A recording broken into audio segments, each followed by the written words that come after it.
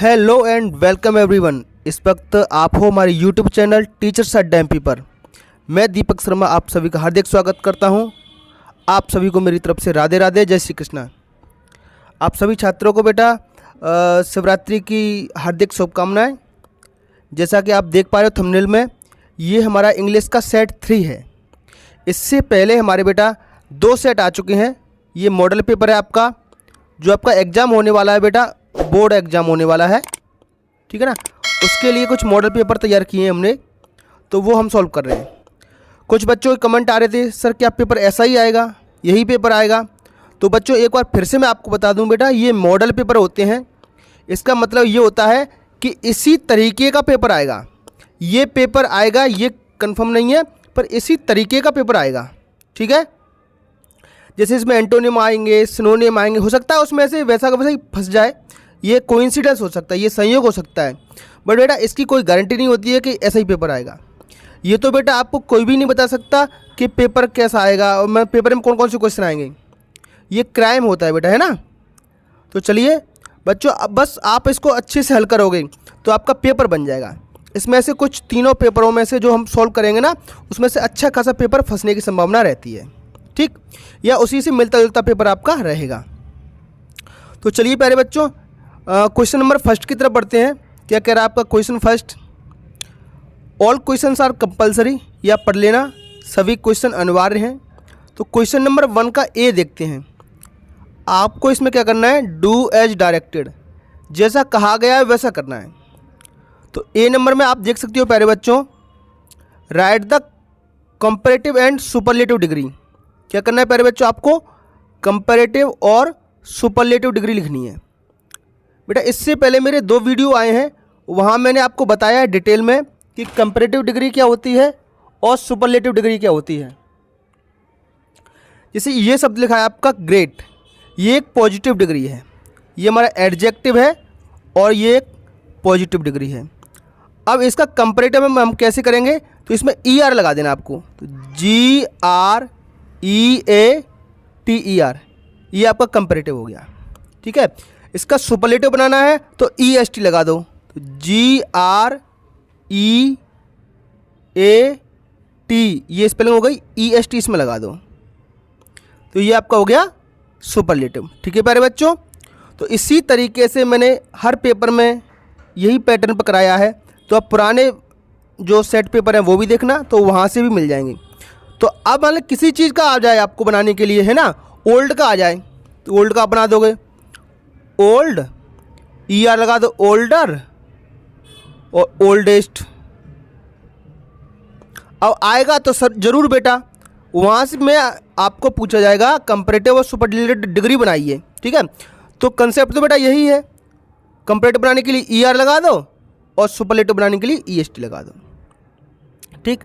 अगर ये set paper आप अच्छे से लगाते हो तो वो पेपर आपसे बन जाएगा। दूसरा डिफ़िकल्ट, डिफ़िकल्ट का हम कंपैरेटिव बनाएंगे तो क्या करेंगे बेटा, जैसे पिछले पेपर में बताया था मैंने आपको ब्यूटीफुल का, BEAUTIFUL।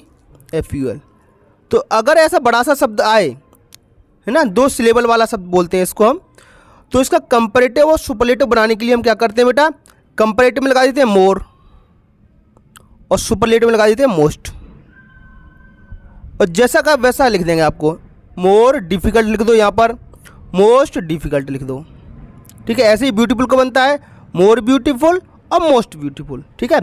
अगर बड़ा सा शब्द आए तो कंपैरेटिव बनाने के लिए मोर लगाते हैं और सुपरलेटिव बनाने के लिए मोस्ट लगाते हैं, ठीक है प्यारे बच्चों।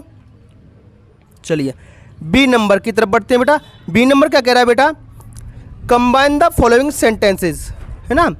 आपको जो सेंटेंसेज वाक्य दिए गए हैं वो जोड़ने हैं। कंबाइन माने जोड़ना। यूजिंग द सूटेबल कंजंक्शन, आपको किसका प्रयोग करना है प्यारे बच्चों, कंजंक्शन का। 3 कंजंक्शन बेटा यहाँ पर दिए गए हैं, एंड, और बट, ठीक है। बट का प्रयोग करते हैं जहाँ पर विरोध वाली बात हो, एक दूसरे के अपोजिट बात करें। तो देखते हैं बेटा, प्रिया कैन कम अर्ली, प्रिया जल्दी आ सकती है। Reshma can not come early, Reshma जल्दी नहीं आ सकती है। तो बेटा दोनों में कैसी बात हो रही है, एक दूसरे की उल्टी बात हो रही है। एक जल्दी आ सकती है और एक जल्दी नहीं आ सकती। तो इसमें हम बट का प्रयोग करेंगे। तो सबसे पहले लिखेंगे बेटा Priya can come early but Reshma can not come early. पहला वाक्य उतार दो, फिर लगा दो बट, ये फुल स्टॉप हटा देना बेटा, है ना, और फिर दूसरा वाक्य उतार देना। ये इसका आंसर आपका सही हो जाएगा। ठीक है प्यारे बच्चों, चलिए बी, क्वेश्चन नंबर बी का सेकंड देखते हैं। ये क्या कह रहा है? Sanjana worked hard, Sanjana worked hard, she won a scholarship. Sanjana ने कठिन मेहनत की, कठिन परिश्रम किया। She won a scholarship, scholarship का मतलब होता है बेटा छात्रवृत्ति, उसे छात्रवृत्ति मिली। क्या मिली? छात्रवृत्ति। तो हम करेंगे बेटा इसको संजना वर्कड हार्ड एंड, क्या लगा देंगे? And she won a scholarship. इसमें क्या लगा देंगे बेटा? एंड लगा देंगे और ऊपर वाले वाक्य में बट लगाना था। पहला वाक्य लिखो, बट लगा दो, दूसरा वाक्य उतार दो। ठीक इसी तरीके से पहला वाक्य लिखो Sanjana worked hard and she won a scholarship. ये आपका कंजंक्शन हो जाएगा। ठीक है, क्वेश्चन नंबर सी की तरफ बढ़ते हैं प्यारे बच्चों। इसमें क्या करना है आपको? फिल इन द ब्लैंक्स है। क्या है प्यारे बच्चों? Fill in the blanks. इसमें आपको खालिस्तान भरना है बेटा। प्रश्न नंबर सी का पहला, I jump over the wall, है ना, ओवर माने ऊपर, वॉल माने दीवार। व्हेन आई वाज यंग, बेटा वाज से मुझे पता चल रहा है ये पास्ट टेंस है। कौन सा टेंस है? पास्ट। अब बेटा कोई भी काम करने के लिए आपकी क्षमता है तो हम उसमें या तो कैन का प्रयोग करते हैं या कुड का प्रयोग करते हैं। ठीक है, कोई क्षमता है, जैसे आप अंग्रेजी बोल सकते हो, 10 किलोमीटर दौड़ सकते हो, 50 किलो वजन उठा सकते हो, तो उस क्षमता के लिए हम बेटा कैन का प्रयोग करते हैं। अगर टेंस प्रेजेंट हो, अगर पास्ट टेंस हो तो कुड का प्रयोग करते हैं। तो बेटा यहाँ पर वाज लिखा हुआ है, इसलिए इस वाक्य में किसका प्रयोग होगा? कुड का। तो इस खालिस्तान आप भर दोगे कुड, COULD। इसका मतलब होगा सकता था। क्या मतलब होगा? सकता था। ठीक है प्यारे बच्चों, क्वेश्चन नंबर 2 देखते हैं। द स्काई इज क्लियर, ठीक है, आसमान साफ है। इट रेन टुडे, बेटा आसमान साफ है तो इट कैन नॉट, क्या भरेंगे? Can not. मेरे बच्चों इसमें क्या भर देंगे? कैन नॉट भर देंगे। तो बच्चों अब देखते हैं क्वेश्चन नंबर सेकंड, है ना, क्वेश्चन नंबर सी का second. The sky is clear, it rain today. अब बेटा अगर इसमें मे के साथ में नॉट होता ना तो हम इसको कर देते। मे का वाक्य में प्रयोग तब होता है बेटा जब संभावना हो। क्या हो? संभावना हो। अब यहाँ पर संभावना नहीं हो रही है तो इसमें हम मे की जगह क्या लगा देंगे बेटा? कांट। अब इससे अर्थ निकालते हैं। The sky is clear, it can't rain today. आसमान साफ है और बारिश नहीं हो सकती है। ठीक है, चलिए आगे बढ़ते हैं। Choose the correct form of the verb. जो आपकी एक्शन वर्ब होती है, जैसे कम माने आना, गो माने जाना, इसकी कुछ फॉर्म्स होती हैं जो मैं आपको बता दूं। जैसे गो है, गो माने होता है जाना, ये इसकी सेकंड फॉर्म में वेंट, और ये इसकी थर्ड फॉर्म में गॉन। तो 3 फॉर्म आपके पास हैं, तो इसमें से सही फॉर्म कौन सी लिखनी है आपको? गो लिखनी है कि वेंट लिखनी है कि गॉन लिखनी है? आपके पास 2 ऑप्शन है, गो और वेंट। तो बेटा याद रखो, अगर वाक्य में आपको यस्टरडे दिख जाए, क्या दिख जाए? यस्टरडे, या फिर लास्ट दिख जाए, LAST लास्ट, या दिख जाए प्रीवियस, PREVIOUS, या दिख जाए एगो, एगो माने पूर्व, तो ये सब दिख जाए तो मतलब समझ लो बेटा आपका टेंस कौन सा है? पास्ट टेंस है। तो पास्ट टेंस में कौन सी लगाएंगे? वेंट। क्या लगाते हैं? सेकंड फॉर्म लगाते हैं वेंट। तो इसमें आंसर आ जाएगा बेटा सी वेंट टू मार्केट, क्योंकि इसमें क्या लिखा हुआ है? यस्टरडे। यस्टरडे माने बीता हुआ कल, और बीती हुई बात किस में आती है प्यारे बच्चों? पास्ट टेंस में। ठीक है, चलिए इसी तरीके से बेटा सेकंड देखते हैं इसका, दे हैड। तो बेटा अच्छे से याद कर लो, हैड आता है परफेक्ट टेंस में। आपका हैज या हैव आ जाए, ठीक है, या हैड आ जाए, या विल हैव या सेल हैव आ जाए, तो हम इनके साथ में क्या लगाएंगे बेटा? इन तीनों के साथ में क्या लगाएंगे? मुख्य क्रिया की थर्ड फॉर्म लगाते हैं। क्या लगाते हैं? Third form. तो दे हैड लेफ्ट, ये है थर्ड फॉर्म बेटा। क्या है ये? थर्ड फॉर्म है। दे हैव लेफ्ट, इसमें क्या भर देंगे? Left. They had left for railway station, way railway station की तरफ जा चुके थे। ठीक। ई नंबर में करना क्या है बेटा आपको? Change the following sentences. आपको ये जो दिए हुए वाक्य हैं वो बदलने हैं अकॉर्डिंग टू द इंस्ट्रक्शंस, जो निर्देश आपको ब्रैकेट में दिए गए हैं, गिवन इन ब्रैकेट्स। मतलब आपको ये वाला वाक्य बदलना है इंटरोगेटिव में और ये वाला वाक्य बदलना है नेगेटिव में। ठीक है। तो इंटरोगेटिव में बदलने के लिए हम क्या करते हैं प्यारे बच्चों, अच्छे समझना। इंटरोगेटिव में बदलने के लिए हम जो सहायक क्रिया होती है, जैसे इसमें हैज है, सहायक क्रिया को हम कर्ता से पहले लिख देते हैं। जैसे हैज है, ये मेरा कर्ता है द किंग, तो हैज को हम इससे पहले लिख देंगे बस, और लास्ट में ऐसा क्वेश्चन मार्क लगा देंगे। ठीक है प्यारे बच्चों। और नेगेटिव में क्या करना होता है? नेगेटिव बनाना होता है किसी वाक्य को, तो हम उसमें क्या लगा देते हैं? उसमें हम लगा देते हैं नॉट। इतना अगर प्यारे बच्चों आपको समझ में आ गया है तो कभी भी आपको कोई भी दिक्कत नहीं होनी है। चलिए मैं आपको बदल के बताता हूं। The king has rewarded the poet, तो इसमें हमको क्या, सहायक क्रिया को पहले कर दो, हैज। क्या लिखेंगे? Has the king, has the king rewarded the poet, पूरा पूरा उतार दो, लास्ट में ये लगा दो। ठीक है, समझ गए बेटा? बस हैज को हमने क्या लिख दिया? पहले लिख दिया has the king rewarded the poet, last में क्वेश्चन मार्क। ये आपका आंसर सही हो गया। दूसरे में the market was full of people, market मतलब बाजार, वाज फुल ऑफ पीपल लोगों से भरा हुआ था। तो नेगेटिव में क्या करना है आपको? जो सहायक क्रिया है ये वाज, इसके बाद में क्या लगा देना है? केवल आपको नोट लगा देना है। तो मेरा वाक्य बन जाएगा the market was not full of people, market लोगों से भरा हुआ नहीं था। बस। चलिए एफ नंबर के वाक्य में क्या करते हैं हम बेटा? इसका एक सीक्वेंस होता है ना? रीअरेंज, आपको फिर से अरेंज करना है the following words to make meaningful sentence. इससे क्या बन जाए? एक मीनिंगफुल, जिसका कोई अर्थ हो, जिसका कोई अर्थ हो उसको कहते हैं मीनिंगफुल। तो एक ऐसा वाक्य बनाना है जिसका कोई अर्थ हो। तो इसमें सबसे पहले बेटा समझ लो, आप सबसे पहले लिखना होता है आपको सब्जेक्ट, उसके बाद आपको हेल्पिंग वर्ब मतलब सहायक क्रिया लिखनी होती है, उसके बाद मुख्य क्रिया लिखनी होती है, और उसके बाद आपका ऑब्जेक्ट। ये क्रम आपको बनाए रखना है वाक्य में और आपका क्रम बन जाएगा। तो सबसे पहले बेटा वी हमारा करता है, तो सबसे पहले ये आएगा। हेल्पिंग वर्ब क्या है बेटा? हेल्पिंग वर्ब की जगह इसमें मॉडल वर्ब दी है तो इसको लिख दो। दूसरे नंबर पर आ जाएगा शुड। तीसरे पे क्या आएगा बेटा? प्लांट, ये मुख्य क्रिया है, लिखा ना मुख्य क्रिया प्लांट। लास्ट में ऑब्जेक्ट आ जाएगा। इसके बाद जो बचता है उसको लिख देते हैं हम। ठीक है, तो इसका सीक्वेंस बेटा इस प्रकार से बनेगा, मैं यहाँ लिख देता हूँ आपको। We should plant, we should plant, we should plant, we should plant more trees.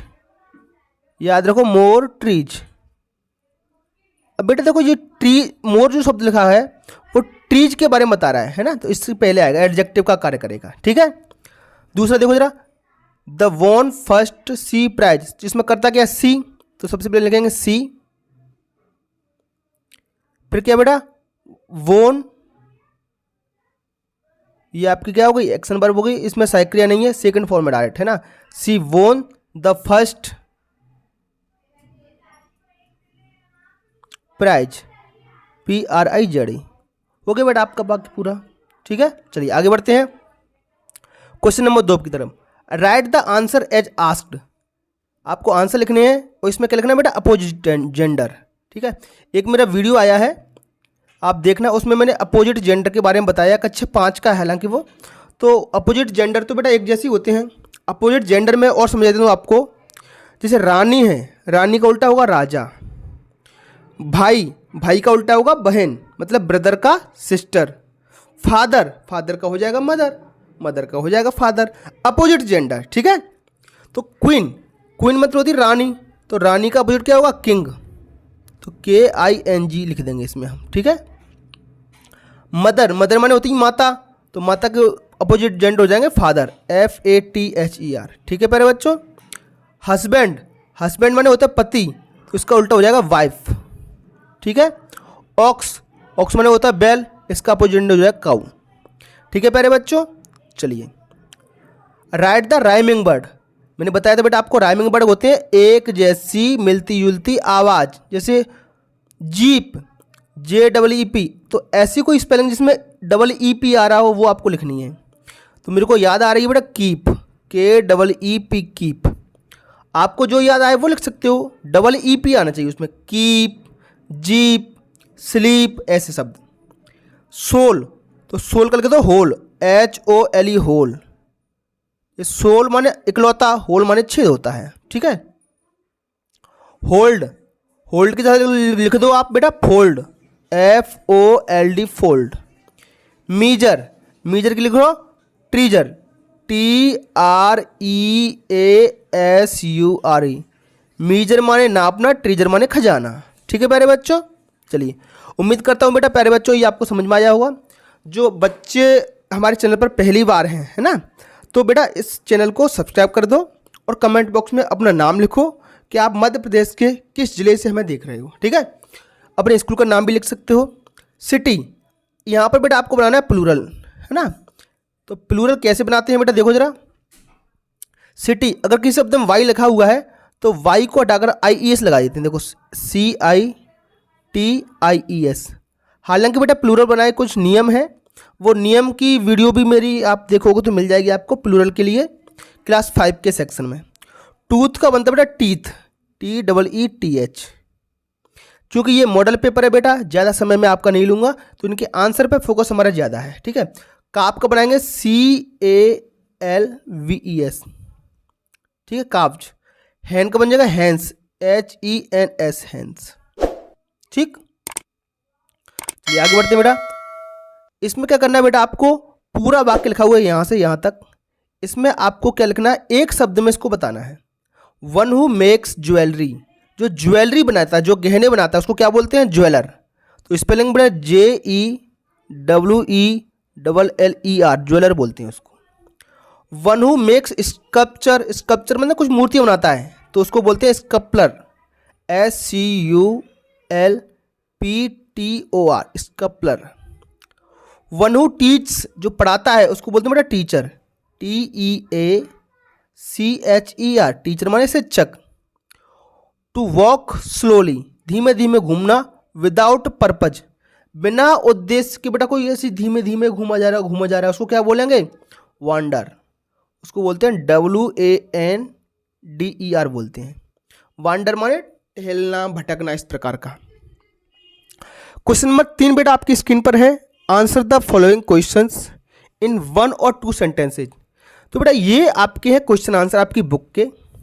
तो बेटा बता दूं मैं आपको, इनमें कोई भी फेरबदल नहीं हो सकता है, जैसे कि ऐसे लिखे हैं इन्हीं क्वेश्चन को आप याद करोगे बेटा अपनी सीरीज से या किताब से, जिस भी तरीके से आपको याद करना हो आपके शिक्षक ने लिखाए हो।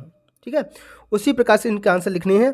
तो इनमें बेटा समझाने का कुछ ज़्यादा होता नहीं है, सीधे सीधे इनके आंसर होते हैं, वो आपको याद करके लिखने हैं।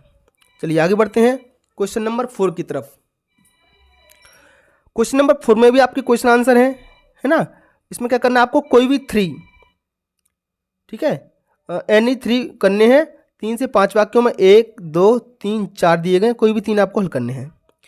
इसी तरीके से बेटा क्वेश्चन नंबर 5 देखो जरा, इसमें भी आपको कोई भी 3 करने हैं, 1 2 3 4। तो बेटा ये आपके क्वेश्चन आंसर हैं, ये मैं आपके ऊपर छोड़ता हूँ, ठीक है, क्योंकि बुक से सीधे सीधे करने होते हैं। क्वेश्चन नंबर 6 क्या है बेटा, आपके पेपर में बेटा आपकी किताब से, आपकी जो टेक्स्ट बुक है उसमें से कोई भी पोएम हो, आपका लेसन है पोएम का, उसमें से कोई सी भी 4 लाइन आपको वैसी की वैसी याद कर देनी है और यहाँ पर लिख देनी है।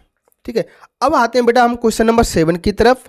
क्वेश्चन नंबर 7 क्या कहता है आपका, राइट ए पैराग्राफ अबाउट महारानी लक्ष्मीबाई। महारानी लक्ष्मीबाई पे आपको एक पैराग्राफ लिखना है। यूजिंग दीज क्लूज, ये कुछ चीज़ें उन्होंने दी हैं। मनु, आप पैराग्राफ जो लोगों उसमें मनु नाम आना चाहिए।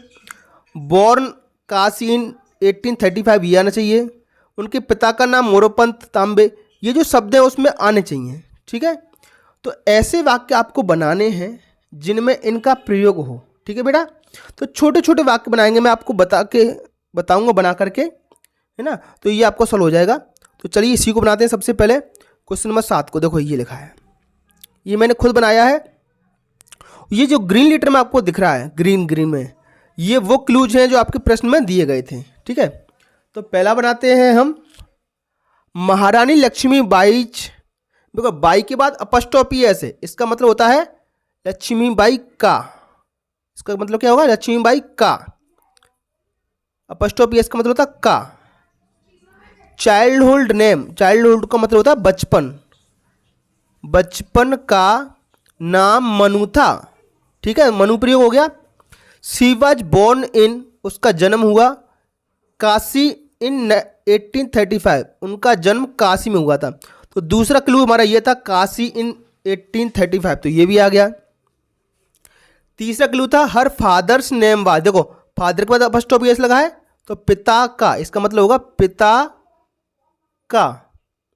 ठीक है प्यारे बच्चों, उनके पिता का नाम। ठीक है, उनके पिता का नाम, फादर्स नेम, पिता का। वाज मोरोपन तांबे, देखो मोरोपन तांबे आ गया। And mother's name was Bhagirathi Bai, तो ये दोनों आपके क्लू थे, मोरोपन तांबे और भागीरथी बाई। तो आपको ये लिख देना है। ठीक है, अगले वाक्य पे बढ़ते हैं। सी माने उसकी शादी, है ना। सी मैरिड टू, उसकी शादी हुई किससे? गंगाधर राव। तो ये भी बेटा क्लूज में था, मैरिड टू गंगाधर राव, तो हमने प्रयोग कर दिया उसका। अगला वाक्य, सी फॉट अगेंस्ट ब्रिटिशर्स, ये भी था बेटा इतना, तो वह ब्रिटिशर्स के खिलाफ लड़ी। ब्रिटिशर्स माने बेटा अंग्रेज, जो अंग्रेज इंग्लैंड से आए थे, ब्रिटेन से आए थे, उनको बोलते हैं अंग्रेज। ठीक है, उन्हीं को ब्रिटिशर्स भी बोलते हैं और अंग्रेज भी बोलते हैं। तो सी फॉट अगेंस्ट ब्रिटिशर्स, ये पूरा का पूरा प्रश्न से लिया, जो ग्रीन ग्रीन हो रहा है वो पूरा हमने प्रश्न से लिया है, बस उसमें सी ये जोड़ दिया है, हर फादर्स नेम ऐसा जोड़ दिया है बस वाक्य बनाने के लिए। अगला पॉइंट है बेटा, सी ब्रीथ लास्ट, बेटा ये पूरा का पूरा प्रश्न में दिया है, नियर ग्वालियर फोर्ट। तो हमने क्या जोड़ा है? इसमें भी सी जोड़ा है, इसमें भी सी जोड़ा है, इसमें भी सी जोड़ा है। देखो सी जोड़ करके पूरा का पूरा प्रश्न का उतार दिया है हमने। तो इस तरीके से फ्री के 5 नंबर आपको मिल जाएंगे। ठीक है प्यारे बच्चों, चलिए इसका अर्थ होता है बेटा, she breathe last near Gwalior fort, उसने अपनी अंतिम सांस, ब्रीथ माने सांस लेना, लास्ट माने अंतिम, तो अंतिम सांस, अंतिम माने जब मरने वाली थी, तो अंतिम सांस उसने कहाँ ली बेटा? ग्वालियर के किले के पास में। ठीक है, तो ग्वालियर में इनकी समाधि भी बनी हुई है। चलिए अगला क्वेश्चन नंबर 9 है बेटा, राइट एन ऐसे। ऐसे माने होता है निबंध। इससे पहले मेरे जो वीडियो आए हैं उसमें बेटा माई स्कूल का मैंने निबंध लिखाया, आपको किसका लिखाया है? माई स्कूल का लिखाया है, और माई फ्रेंड का भी शायद मैंने कराया आपको। ठीक है, तो ये दूसरा निबंध है हमारा, तीसरा। ये दोनों याद कर लेना आप पिछले की वीडियो देख करके, सेट 1 और सेट 2।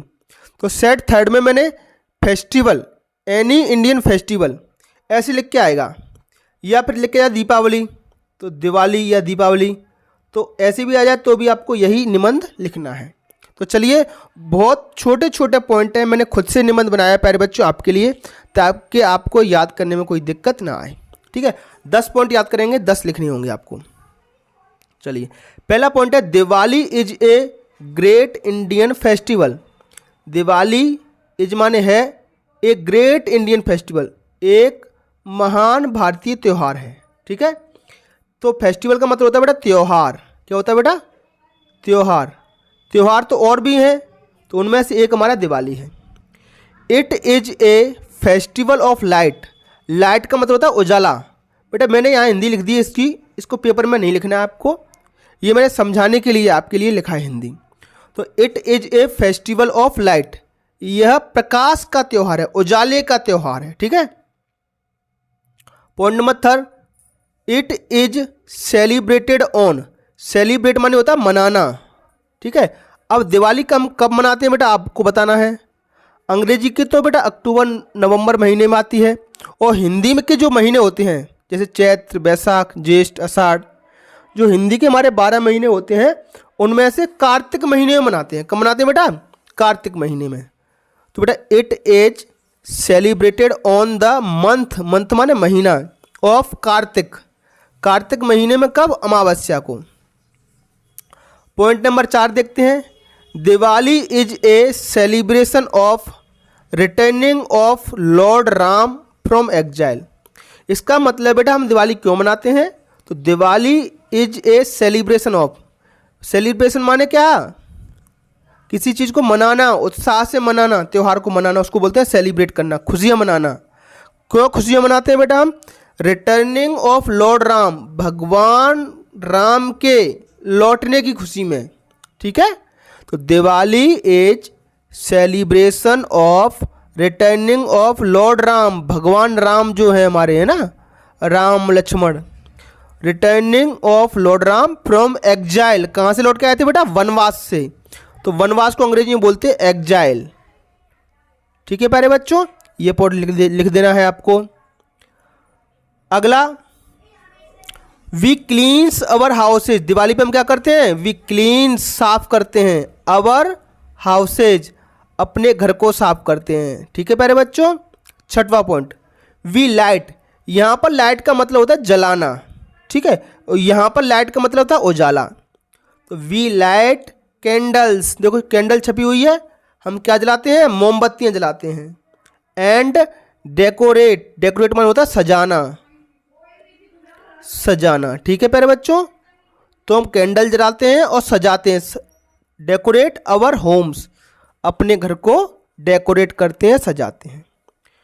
अगला पॉइंट बेटा, वी मेड स्वीट्स। बताओ जरा इसका क्या अर्थ होगा? स्वीट्स माने होता है मिठाइयाँ। आप सभी को पता है दिवाली पे हम खूब सारी मिठाइयाँ बनाते हैं। ठीक है, तो we made sweets. Point number 8, we buy, buy माने खरीदना, न्यू क्लॉथ्स, हम क्या खरीदते हैं? नए कपड़े खरीदते हैं। एंड क्रैकर्स, क्रैकर्स माने होता है पटाखे, सभी बच्चे चलाते हैं पटाखे दिवाली पे। तो वी बाय न्यू क्लॉथ्स, हम नए कपड़े खरीदते हैं और पटाखे खरीदते हैं। Point number 9, we worship goddess Lakshmi. देवी लक्ष्मी, जो माता लक्ष्मी है, धन की देवी है, उसकी पूजा करते हैं। एंड गणेश जी, गणेश जी की भी पूजा करते हैं ऑन दिवाली। दिवाली पर हम धन की देवी लक्ष्मी की पूजा करते हैं और गणेश जी की पूजा करते हैं। और क्या करते हैं बेटा? गाय की पूजा करते हैं। हाँ, तो point number 10, we worship cows on Diwali. देखो गाय छपी हुई है, तो वी वर्शिप, वर्शिप माने होता है पूजा करना, we worship cows on Diwali. तो बेटा ये था हमारा 10 नंबर का निबंध, 10 पॉइंट का। इससे पहले के वीडियो में भी 2 निबंध हैं, तो आपको कोई सी भी 2 निबंध, माई स्कूल का और दिवाली का, दोनों अच्छे से लिख लिख के तैयार कर दो, एक तो आ ही जाएगा। जो इस निबंध में बेटा कठिन मीनिंग है आपके, वो मैंने यहाँ लिख दिए हैं बेटा। फेस्टिवल माने होता है त्यौहार आपका, सेलिब्रेट माने होता है त्यौहार को मनाना, क्रैकर्स माने होता है पटाखे, लाइट का मतलब होता है बेटा जलाना, ठीक, और लाइट का मतलब प्रकाश भी होता है। एग्जाइल माने होता है वनवास, कैंडल्स माने होता है मोमबत्ती, वर्शिप माने होता है पूजा करना। तो इस तरीके से आपका ये निबंध हो जाएगा। क्वेश्चन नंबर 10, इसको देखते हैं बेटा। इसमें आएगा एक आपका एक पैसेज। ठीक है, तो पैसेज में आपको क्या करना है? अच्छे से पैसेज पढ़ना है, उसके आंसर लिखना है। एक ट्रिक बताता हूँ प्यारे बच्चों, प्रश्न में जो भी शब्द है, जैसे इसमें आया द नर्स, अब इस पूरे के पूरे पैसेज में जहाँ पर द नर्स होगा उसी लाइन में आपका आंसर इसका लिख देना है, उसी लाइन से शुरू से लेकर के एंड तक उतार देना, फुल स्टॉप तक। ठीक है, चलो ये ट्रिक है बेटा, कभी नहीं भूलोगे इसको। Who are the nurses, nurses कौन होती हैं? तो इस पैसेज में देखो नर्स कहाँ लिखा हुआ है, वहीं इसका आंसर हो जाएगा। देखो जरा कहाँ लिखा है nurse, when they are older their skins very young ants generally, ये लिखा है नर्सेस। देखो ये दिख गया आपको, ये तो इसी लाइन में, मतलब ये फुल स्टॉप हो, ये लाइन खत्म हो रही है, तो यहाँ से यहाँ तक उतार दो। ठीक, ये आपका आंसर हो जाएगा। The very young ants who have just come out of their cocoons are generally the nurse. मिल गया पहले का आंसर आपको, बस यहाँ से यहाँ पर लिख देना आंसर आपको। ठीक है, तरीका फिर से बताता हूँ, ट्रिक आपको प्यारे बच्चों। प्रश्न में आपको द नर्स लिखा हुआ है, तो पैसेज में सबसे पहले देखो द नर्स कहाँ लिखा हुआ है, उसी वाक्य को शुरू से लास्ट तक उतार दो। ठीक है, चलिए क्वेश्चन नंबर 2 देखते हैं, ब नंबर का, बी नंबर का। When do the young ants leave the nest, तो young ant leave the nest कहाँ लिखा हुआ है, वहीं आपका आंसर होगा। देखो जरा, लीव द नेस्ट देखो लिखा है, are ready to leave the nest लिखा है ना, and do other kind of work, यहां तक उतार देना। कहां से शुरू हुआ है, व्हेन से, लिखा दो बेटा। When they are older and their skin are harder, they are ready to leave the nest and do other kind of work, इतना है। जब वे ओल्डर माने वृद्ध हो जाती हैं और उनकी स्किन आर हार्डर, उनकी स्किन जो चमड़ी है, त्वचा है, हार्ड हो जाती है, कठोर हो जाती है। They are ready to leave the nest, वे जो नेस्ट होता है, उनका घोंसला होता है, उसको छोड़ने के लिए तैयार हो जाती हैं। And do other kind of work, और दूसरे प्रकार का कार्य करती हैं। सी नंबर देखते हैं बेटा, whom do the ants bring in the food for, तो bring in the food for कहाँ लिखा है वो देखिए आप, आपका आंसर मिल जाएगा। तो ब्रिंग ये लिखा बेटा, they bring in the food ये लिखा है, तो लिखो यहाँ से, they bring in the food for the queen and other workers as well as for themself, इतना उतार दो। ये मिल गया ना, ब्रिंग फूड फॉर लिखा है ना, तो देखो ये लिखा है bring in for food for, तो यहाँ से शुरू हुआ है, यहाँ पे ख़त्म हुआ है, इतना आपको उतार देना है। डी नंबर में क्या करना है पहले बच्चों, आपको find out the opposite word, opposite माने उल्टा ढूंढना है। जैसे ओल्ड, ओल्ड माने होता है वृद्ध, इसी में से ढूंढना है। तो वृद्ध, वृद्ध का उल्टा होता है यंग, YOUNG, यंग बेटा इस पैसेज में लिखा हुआ है। ठीक है, देखो ये लिखा है यंग, तो यहीं से ढूंढना है आपको इसका आंसर। सॉफ्टर, सॉफ्टर माने होता है मुलायम, कोई चीज़ मुलायम होती है, तो इसी पैसेज में से मुलायम का उल्टा क्या होता है, कठोर, उनकी चमड़ी कठोर हो गई थी, देखो ये लिखा है हार्डर। ठीक है, तो यहाँ लिख दो हार्डर, HARDER। तो प्यारे बच्चों ये था हमारा सेट 3 अंग्रेजी का। ठीक है, उम्मीद करता हूँ बच्चों आपको बहुत पसंद आया होगा। एक दो बार देखना बेटा, कुछ चीज़ें याद करना और कुछ चीज़ें इसमें से सीखना। मॉडल पेपर का मतलब ये नहीं होता बेटा कि यही पेपर आएगा, बट इससे मिलता जुलता आएगा। जैसे इसमें आपको पूछ लिया सॉफ्ट और हार्ड, सॉफ्टर हार्डर, तो इससे मिलता जुलता आ जाएगा, कूल या हॉट, ऐसा आंसर आ जाएगा। ठीक, ये मेरा बेटा क्लास 4th से लेकर के क्लास 8th तक, जैसे 4 से लेकर के 8 तक इंग्लिश ग्रामर का एक बैच लेके आया हूँ मैं आपको। तो वहाँ पर जहाँ यहाँ पर जो आए थे ना बेटा, एंटोनिम बताइए, सिनोनिम बताइए, अपोजिट वर्ड बताइए, अपोजिट जेंडर बताइए, तो ये सारे बनते कैसे हैं, है ना। सिटी का सिटीज मैंने प्लूरल बनाया था, तो उसको बनाने के जो नियम होते हैं वो मैं सब आपको ग्रामर पढ़ाऊँगा। ठीक है, तो ये मेरा वीडियो नंबर 2 आ चुका है। तो आप जल्दी से सभी साथियों के साथ में इस क्लास को शेयर कर दो और सब्सक्राइब करा दो चैनल को।